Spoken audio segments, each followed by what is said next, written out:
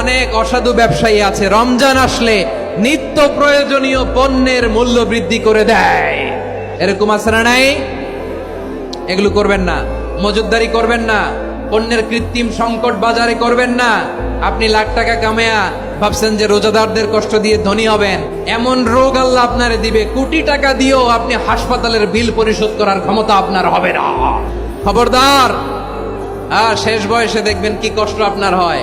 আপনি রোজাদারদের কষ্ট দিয়েছেন, আল্লাহ আপনার সুখে রাখবে? আল্লাহর দোহাই লাগে আমার ব্যবসায়ী ভাইরা এটা করবেন না। আরব বিশ্বে আমরা দেখেছি, আরব বিশ্বের ব্যবসায়ীরা সারা বছরে ব্যবসা করে, রমজানে ভর্তুকি দেয়। আর আমার দেশের কিছু অসাধু ব্যবসায়ী রমজানে গলাকাটা ব্যবসা করে আর সারা বছর সইটার উপর দিয়ে চলে। চিল্লায় বলেন ঠিক কিনা? করবেন না, এটা করবেন না। নিত্য প্রয়োজনীয় পণ্যের মূল্য বৃদ্ধি করা হারাম, পণ্যের কৃত্রিম সংকট তৈরি করা হারাম, মজুতদারি করা হারাম, রোজাদারদেরকে কষ্ট দেয়া হারাম। এটা করবেন না।